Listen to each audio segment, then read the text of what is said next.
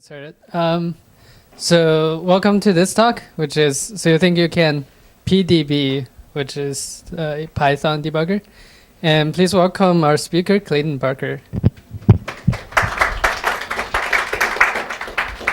Thank you. All right, so we're going to learn all about PDB today. So who in here has used PDB before? So a fair amount. So who would say they're a PDB expert? No PDB experts. So I'm the expert, I guess. All right. Well, that's good. My name is Clayton Parker. I work at 6 Feet Up. I'm the director of development over there. If you're looking for me on the internet, I'm Claytron most places. So if you want to know what beer I was drinking last night, or what music I was listening to, or what ramblings I have on Twitter, that's how you can find me. So what is PDB? PDB is an interactive debugging tool, similar to like IRB with Ruby, or like Xdebug with PHP, similar tools. So basically you're able to just walk through the code and really understand how it works. How many people in here have ever filled a file with print and or log statements to figure out what's going on? Exactly. So we've all been there. The day I found the PDB was a glorious day, and the end of many print statements, very verbose print statements. So this will help you avoid that in pretty much all cases. They're still used for logging if you have a large loop or a very complex set of things you want to see what's happening.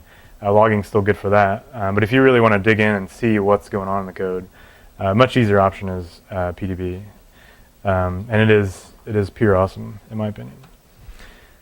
So how to invoke it? So probably the most common way, at least that I invoke PDB, is just adding a set trace into the code. So you walk into your code, you just import PDB, and then PDB set trace. And typically you see it all in one line, even though it's kind of a sort of a PEP 8 violation. But in this case, hopefully we're going to remove this code so it'll never get checked in, so no one's ever going to see it again.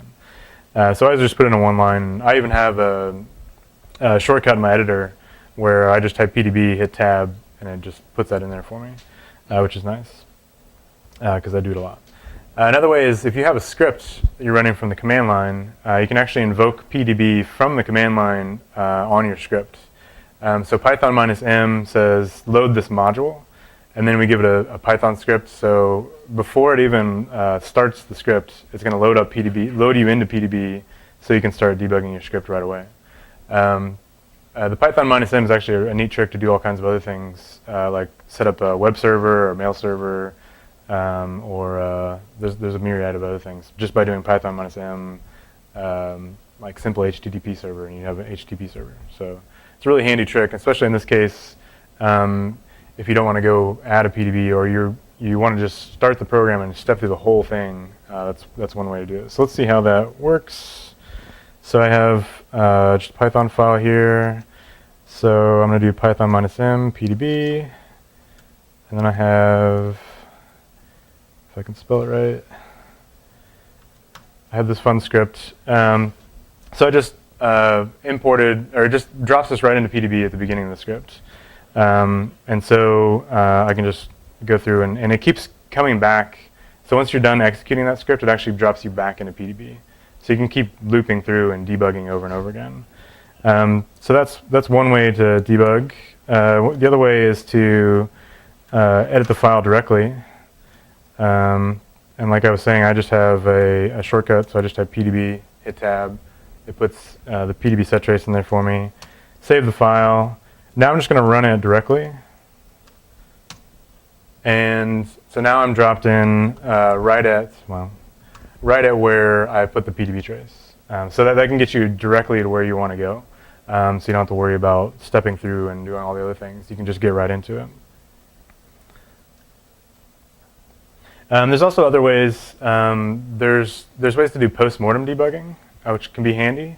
So you can actually trigger it when there's an error to actually drop you down into PDB. So you actually be in that place where the error happened, and you can actually inspect the traceback and see what was going on, what led to that error, and inspect all the variables and everything. There's also ways to do it from your editor. like set a breakpoint and then run the code, and it'll automatically just jump you to that breakpoint. So now that we can get into PDB, I'm basically going to talk about most of the common commands I use on a daily basis, and how we can actually navigate the stack of code we're in, which is also really handy. So you can also, well, I'll get into that more later. Don't want to ruin my slides here. So once you're up into the PDB prompt, you can actually use the help command. So if I type help, it gives me a list of all the commands I have available to me, and the shortcuts, and some undocumented commands, which is helpful. You can also do help on a specific thing. You can say help. It'll tell you how to use help with other things. So I can say help list, for example, and it tells you how to use that particular command and gives you a little background on it. And for most commands in PDB, there's a shortcut. So help, the shortcut is just question mark. So if we go back and just type question mark, we get the same thing as help. So in each of the slides, I'll have what the long version is and then the short version. I always just use the short version. It's just a little shorter, so it's easier. So one of the things I typically do when I first drop into PDB is to do a list. So in this case, I'll start it up. I have my PDB prompt there, and I'm just going to type list, and that gives me a listing of where I'm at and the context around that area. So if you type list again, it takes you the next 10 lines deep. I found this behavior pretty annoying, because if you want to get back to where you were and see the context of where you were, you have to actually use the line numbers. You have to say L, I want to see 8, comma 12. And so that shows me just that little context. But if I type list again, it starts going further and further down the file. So if you just want to, like if you wanted to print out some commands and then see where you're at again, you have to remember the line numbers to go back where you were. So that shows us the current context, which is nice. Then repeating the last command. So there's a little trick when you're in the PDB prompt. If you just hit return, it'll just do the last thing you did. So whatever the last command you gave PDB, hitting return will go to that. Which is especially handy with a command like next, which is just stepping through the code. You can just hit return. You don't have to keep typing the same command over and over again. So you can get through a block of code much faster. So we can also examine variables. So this is one of the most powerful parts of using PDB. Once you're in the prompt, you have the state of the code to the point where you put your PDB trace. So we can use print or P for short to see what the variables are set to. So if I go back here, so I'll do L812 again since that's where we're at. So I should have the variables that are passed into my function here. So if I type P, verbose, it gives me what that's set to. So if something else was passed in, we would know what that was set to. You can also you can do simple expressions inside of there as well. So you could do like a list comprehension to loop over something in one line. You're kind of limited a little bit with the prompt, the PDB prompt. You can't do a full you couldn't do a for loop, where you could, but it's not going to look very pretty because it's all going to be on one line.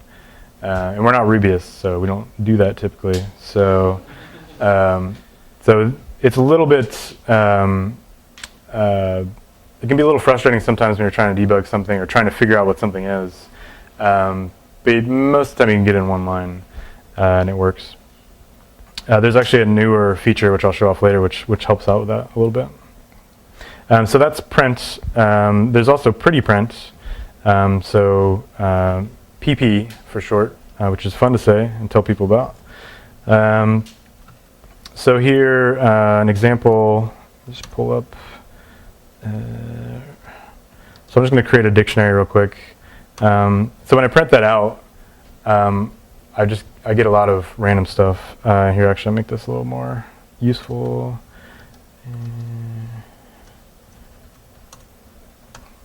So there we have 2 set to this list of 10 items, but it's hard to see that that's part of the key 2.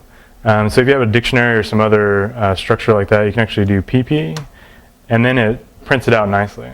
So it's just using the pretty print from the Python standard library. So you don't have to import that? No, you don't have to import it. Okay. It's just there, which I get really used to. And then when I'm in Python code trying to do the same thing and I'm not in PDB, I'm like, yeah. So you got to import pprint as pprint, and then it's a function at that point. Whereas here, it's a command for PDB, so it's a little bit easier to use. So that's really handy on large dictionaries and things that. How did you get the PDB tab to insert import PDB as set trace? Is that an IDE or? Oh, that's just so I'm using Vim. I use a snippet library, Okay. and the snippet. Oh, sorry. The question was, how did I get the PDB tab to autocomplete the PDB? So like I said, I use a Vim plugin called Snippets or TM Snippets or something like that. So most editors have some sort of snippet ability, so you can just type it in and hit tab and autocomplete it.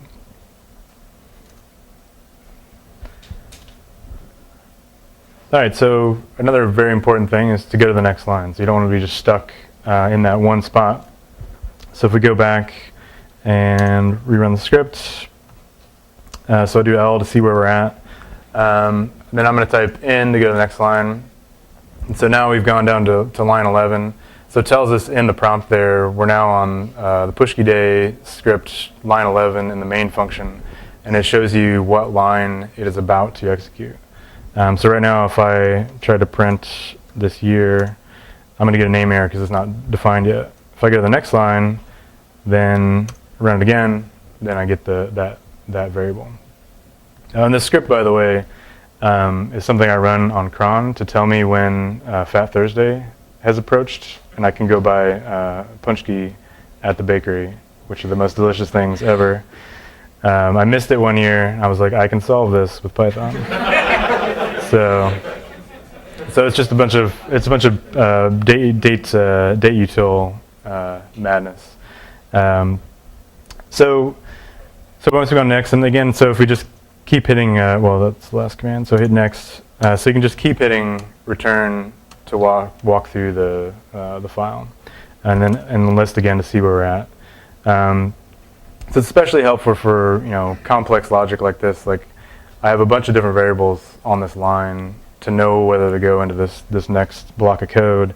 So if I hit next, so now I'm on line 18. So I've actually gone inside of there. So if I expected to go in there and I didn't, I could start inspecting those variables and seeing why didn't that work. I can basically just I could copy and paste some parts of it. Oops.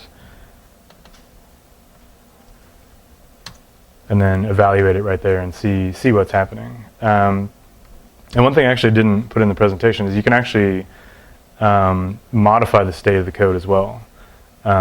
So like right now, if I did, let's see, what's the year?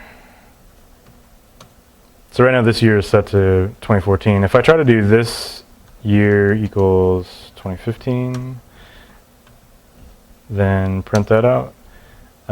That'll actually show you that, but it won't get set in the code. I think you have to do bang this under year equals 2015, and then that'll actually set it. That'll actually push it back into the code that way.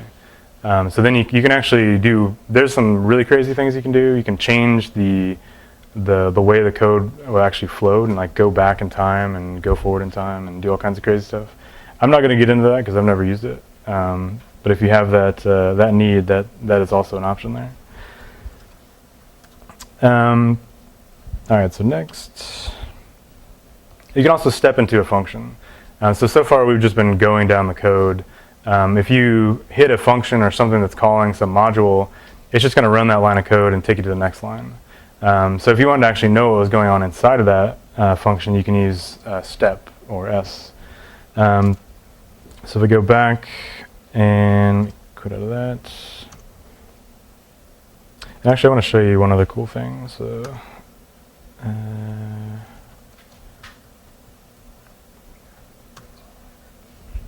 there's actually some other PDB prompts you can use. So I just switched to PDB++, which is a much nicer looking prompt. And this actually has my favorite feature of this is something called sticky mode. So as I go next, you can see it just moved the cursor down. It didn't print out another line and say where I'm at. So you don't lose your context of where you're at, which I think is pretty important.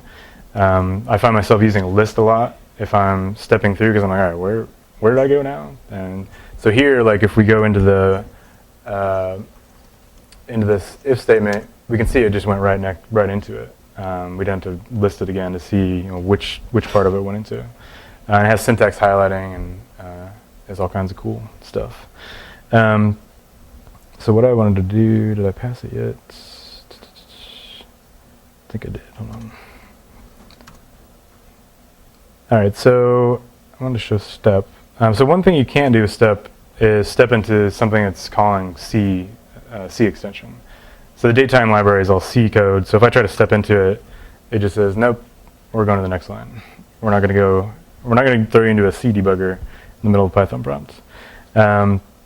So that's one limitation is if you're trying to figure out what's going on in that library, you have to dig down deeper. And I mean, typically you don't have to with those types of libraries, but it's just something to know about. So I want to see what this Easter function does. So I'm going to type S, and that'll take me right to the definition of that method. And you can see the doc string and everything here, which is nice. Then I go next. So now I'm in that function, and I can just start going through the code and figuring out how they calculate Easter, which is not easy, obviously. So that would be a good one to step in if you were having if you're giving the wrong day for Easter, you could go in and debug this and have a good time. That would be where a debugger is very helpful. And so now I can just continue through and finish my execution. Now, although I should have shown, let's see, when I step in, so once I get to the end of that particular function, it's going to take me back to the code in the previous file. So now we're back where we started in the original file.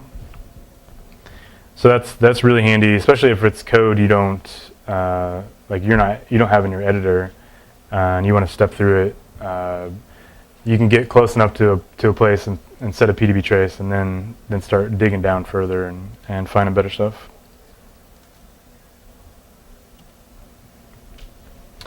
Another handy one, which I don't use that often, but I should, is called until.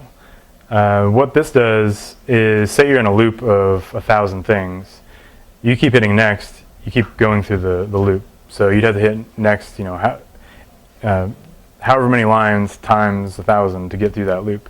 So if you're inside the loop, you can actually type U, and it'll finish the loop and take you to the next line in the code. So instead of going back and back previous lines, it'll take you to the next line that should execute. I had an example, but I couldn't get it to work, so maybe that's why I don't use it. It was returning completely instead. But I know I've used it in the past, and that can be handy. Is that built into the standard PDB or is that part of PDB++? These are all standard PDB. So the question was, is this built into PDB or is it part of PDB++? And everything I'm showing is part of the standard PDB.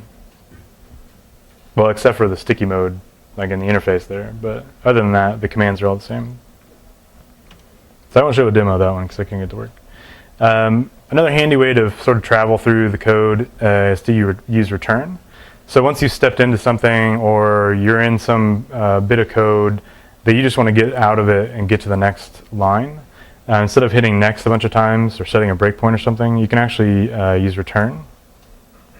So let me start this one over. So I'm going to step into the Easter function again. I'm going to go start digging around. Once I'm at this point, let's go a little further so we can see this. So the return is down here. You know, it could be hundreds of lines of code. You can actually just type R, hit return. You actually get the return value of that particular thing. And then when you go next, so you're basically just sitting right at the return. So you could also inspect variables that all got set up to the end of that function. And then when you go next, you pop back out to where you were previously. So in that one example, you have a lot of single letter variables. How would you actually reference a PDB command named variable? That's an excellent question. So yeah, let's go back to that. I don't know if any of them conflict. Let's see. So the question is, if there's single letter variables, how do you avoid conflicting with those and not running the command and actually seeing your variable? So let's see. I don't think any of these. Well, there's one that certainly does. Whoops. So C is to continue through. So if I just type C and hit return, it's going to continue. If I actually want to see what it is, you can use print to see what it is. You can also do bang C, and that'll print it out as well. So bang is sort of an escape to avoid actually using any of the commands. Actually, PDB++ takes it a bit further. If I type C, it actually prints it out. So it knows that that name has been defined in the local scope, and will use that object instead of trying to use the command. So basically, if anytime there's anything here, so that could be bad, I suppose. If you have something that's something that is labeled in, then you can't go next. But there's also next, so you can still do one or the other. Let me plug my computer in before it dies.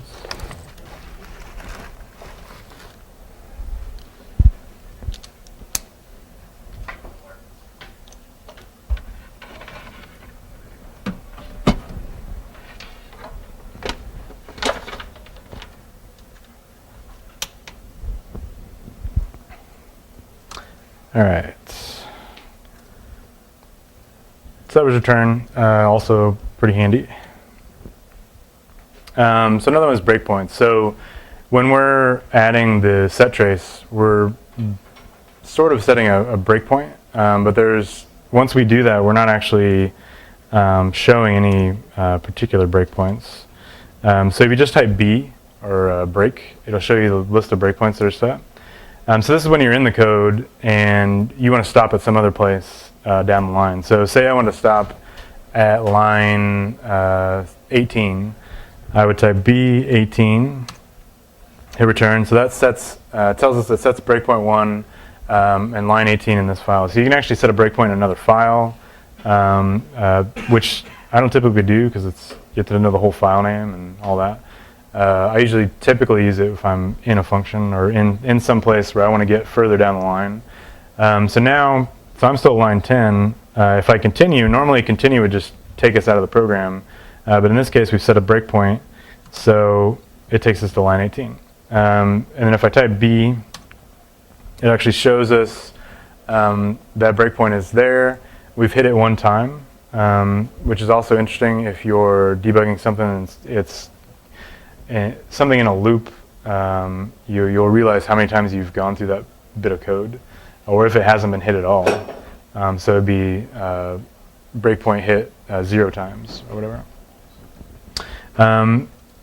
So then once you've set a breakpoint, you can also clear it. So you just give it clear or CL, and then the breakpoint number, not the line number. So in this case, I just have one breakpoint set, but if I set another one at line 20, and another one at line 23. So I have multiple breakpoints, and it's just in the order I've set them. So if I want to clear out the first one, I deleted it, and so now there's just the 2 breakpoints. So you can sort of manage the breakpoints that way. And again, same with that. And here, I still have my last breakpoint. And then once I continue through here, since it's the last breakpoint, it's going to finish the execution of the code. I've talked about it a little bit, but C or continue just takes you from wherever you're at and just finishes out the execution of the code until there's another breakpoint. So if you're in like a long-running process, like a web app or something, once you hit C, it'll continue through and take you to whatever page you were trying to get to. And then next time you hit that breakpoint, again, you're there until you continue through. So we've seen this several times, but I'll just show it off one more time.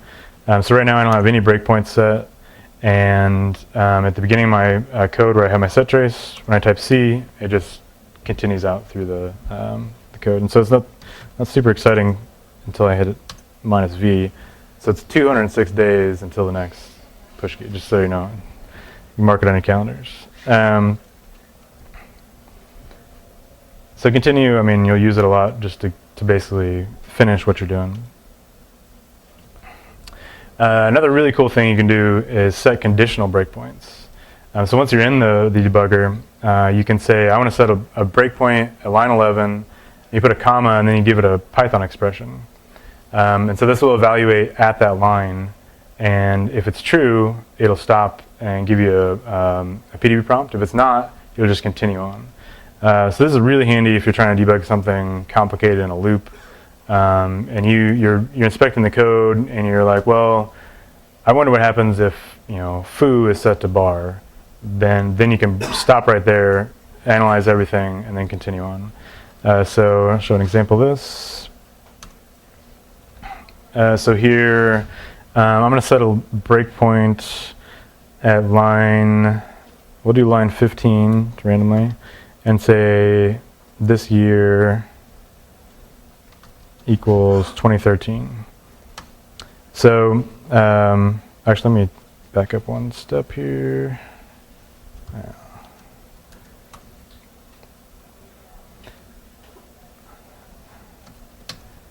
I'm going to use the minus M so we can keep going through. Oops, what did I just do? Oh, that doesn't work. There we go. So I'm going to set the conditional breakpoint at line, what did I say, 14, 15, and say this year equals 2013.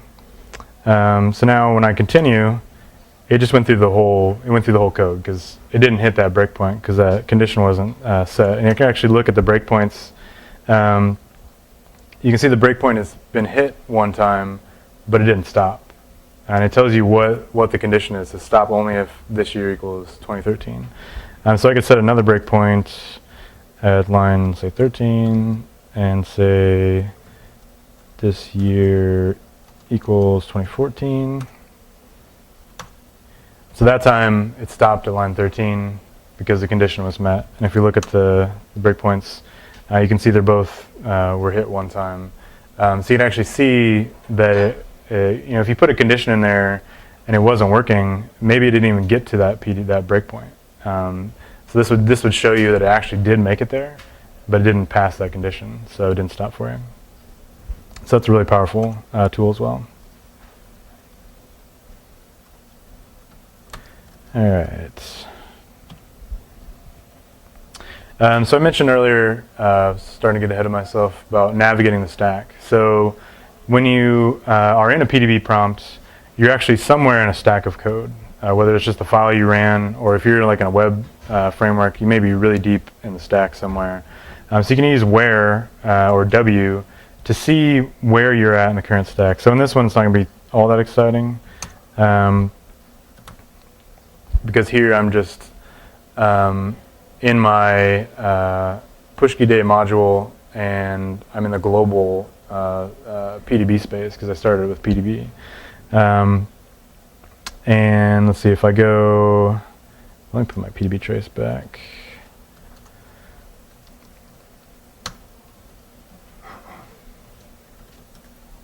Actually, I'm going to put it here. Nope, didn't want to do that.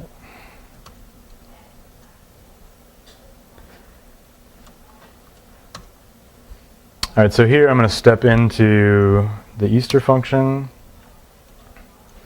And now when I type where, I can see I'm in the dateutil Easter module, and so if that called something inside of the dateutil module, you could go down pretty far, and then you can see where you're at in the stack. It's especially handy if, I think when I'm in like a web framework and you get like a template error that drops you into something that's like a PDB, because you could be pretty far down into a context of trying to evaluate some template. So this can help go up a few levels and see what was passed to the template, what the view was doing. So that's pretty handy. So once you know where you're at, you can also go traverse the stack by using up, U, or down and D. So if we go back to our example here, it's kind of hard to tell, but you can see on this line here there's an arrow with no stem on it. So that's the current file, or the current context you're at. So if I type U to go up, and then I type where again, you can tell that it moved up to the function we were in before. And if I go up even further, I'm in the if main section of that script. So I can actually see what was passed in, these arguments, things like that, from that point, without having to restart it, put a PDB at that point. I can just go up to that level. And so here I can say, I can look at all, like here and do PPA locals. So I can see there was no arguments passed in, so the args is empty. Okay, so that gives us a nice way to go up and down. And then you can also go back down to where you started and continue from there. There's a couple new features in Python 3 that I learned about at PyCon this year. I don't do a lot of Python 3 development, so I don't get to use them, unfortunately. But they are really neat, and it makes me really want to switch to Python 3. One is what I was talking about earlier about the limitation of the PDB prompt. There's a command called interact. Will actually dump you into a Python prompt in that scope. So let's see, I think I have...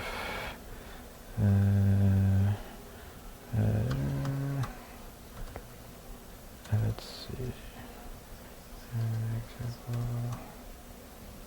Yeah, we can do it here. So if I do Python 3.3 example.py, so when I type interact, here I'll go a few in. So it just drops me into a PDB prompt like we're used to.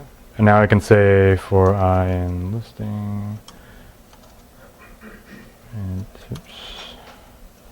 And so I can interact with it just like I'm in a normal Python prompt. Question?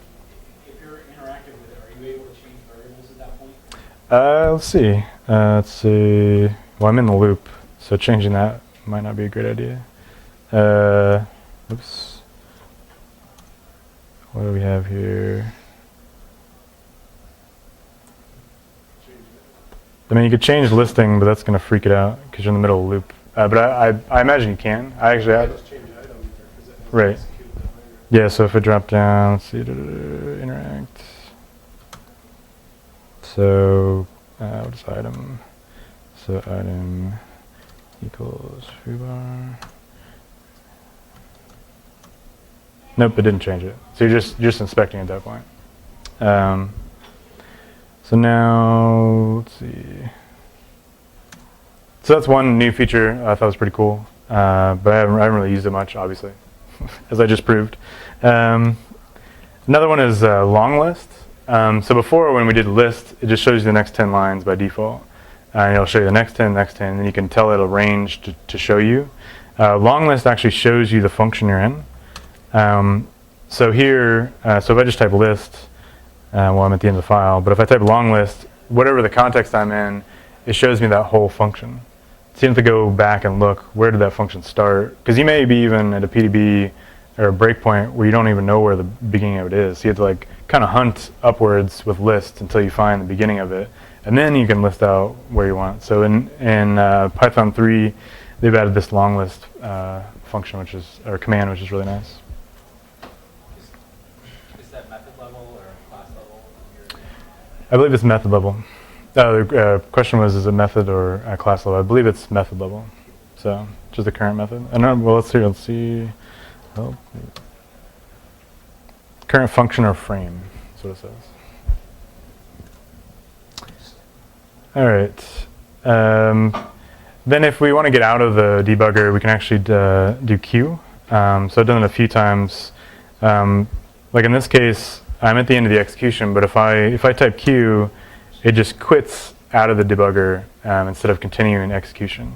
So if I do this again, so right now if I do Q, instead of running the rest of those lines after line 7, it's just going to quit directly out of there. So if your script is doing something harmful and you realize it's going to change something you don't want it to change, you can just quit it, eject with quit. So there's some PDB alternatives. I've been showing off PDB++, which I think is cool. There's one that uses IPython. So you can do IPDB set trace, and it'll drop you into a little IPython prompt, which was quite handy. And if you're doing some remote execution, you can actually use RPDB or remote PDB to set up a PDB with a port number.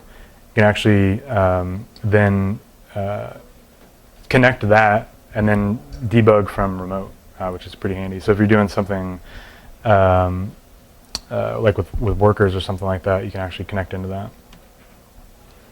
And then some helpers. So if you just search for PDB on PyPy, you'll find all kinds of crazy stuff. A couple of these, PDB Sublime Text support, actually, when your PDB happens, it opens that file in Sublime Text and takes you to that line in the file. And then as you click next, it takes you to the next line in the file. And if you step into another file, it'll open up that file and show you in that context. So it can be kind of neat. And Vim PDB is like a whole PDB IDE inside of Vim, which as a Vim user, I think is kind of crazy anyway. And then Flake 8 debugger. Is anyone here use Flake 8? A few people. Flake 8 is awesome. Here's another awesome product to use. So it'll do PyFlakes and PEP8 checking on your source. And then they've turned it into a pluggable thing. So this will actually check your source for PDB traces or IPDB traces and give you a warning saying, hey, you left PDB in there. I don't think you want to do that. So it's handy. Last thing, there's a PDB-RC file. So you can actually customize the way PDB acts a little bit. You can set up aliases and custom mappings. So you can make your own alias. If something doesn't have an alias, you can make one. You can also map some Python code to some command. So if you find yourself doing something repetitively in the PDB prompt, you can actually set that up and have your own command for it. You can also, in Python 2, you can enhance the prompt with readline support, which is handy, or you can use PDB++, which sort of does it for you. There's all the things you can do with PDB-RC. Those are the main things I've used it for. That's it. So I put a couple links, and I'll post a link to the slides after the talk. There's the Python Module a Week by Doug Hellman. So who here has gone to that site? Yeah, that site is amazing. So he goes really in depth on all these commands and a few more that I didn't cover. And then Nathan Yergler gave a talk I mentioned earlier at PyCon about PDB, which was really good. Yep, and that's it. Any questions? How does the IPython IDE work with the notebook? So does IPDB work with a notebook? I'm not sure. Usually it's just the text like in the console type of IPDB. It's just IPython embedded there. So does PDB++ get you tab notification? Because that's the feature that I have. I'm focused on an IPDB. If it has that in that sticky mode, that's not possible. Yeah, I think it adds it in there. Let's see, pypy.r. Well, I had to look. I have always set it up through my PDB-RC with some readline trickery. So I don't know if that's what's actually doing it or if it's PDB++. But it does a bunch of other stuff. I would think it does. Is there any of these that would have like an asynchronous mode, so you could maybe set a breakpoint to all processes, performing some long-range? Yeah, the question's, is there any way to do a PDB with an asynchronous bit of code? I think the closest you could probably get to would be the remote. So you could actually set it to an address, and then you can connect into it. That way you don't have to have it running in the foreground. That's the only way I would know to do that. Any other questions? All right. Well, thank you very much.